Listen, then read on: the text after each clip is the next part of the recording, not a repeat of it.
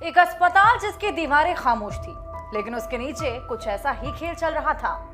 13 मई 2025 की सुबह इजराइल ने एक ऐसा हमला किया जिसने पूरी दुनिया का ध्यान अपनी ओर खींच लिया। और इस हमले का टारगेट था एक नाम जो दशकों से अंधेरे से काम करता रहा, मोहम्मद सिनवार। हमास का वो चेहरा जो शायद ही कभी कैमरे पर आया हो, लेकिन उसके फैसले गाजा की गलियों को बदल देते थे। सिनवार का जन्म 1975 में हुआ था, गाजा के एक शरणार्थी कैंप में। उनका परिवार 1948 में इजराइल फिलिस्तीन जंग के दौरान अपने गांव से भागकर आया था।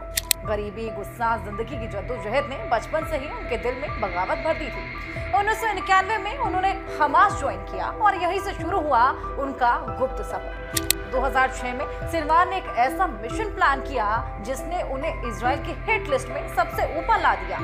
एक इजरायली सैनिक गिलाद शालित का अपहरण। जी हाँ, शालित को 5 साल तक बंधक रखा गया। बदले में इजराइल ने 1000 से ज्यादा फिलिस्तीन कैदी छोड़े, जिसमें सिनवार का अपना भाई यहया सिनवार भी शामिल था।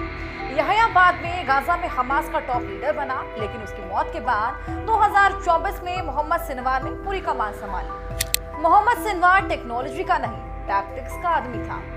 उसने गाजा में हमास की सुरंगों का नेटवर्क तैयार किया, अस्पतालों और स्कूलों के नीचे बंकर जहां से ऑपरेशन चलाए जाते थे। और ठीक ऐसे ही बंकर में यूरोपियन अस्पताल के नीचे वो छिपा बैठा था।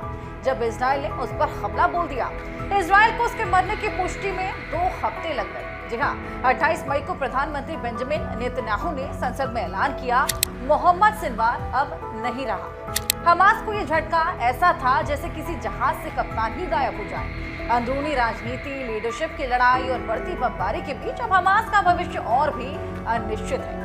मोहम्मद सिनवार की कहानी ये बताती है कि जब कोई इंसान सिर्फ अंधेरे में जिए तो उसका अंत भी अक्सर रोशनी में नहीं, धुएं के बीच ही होता है।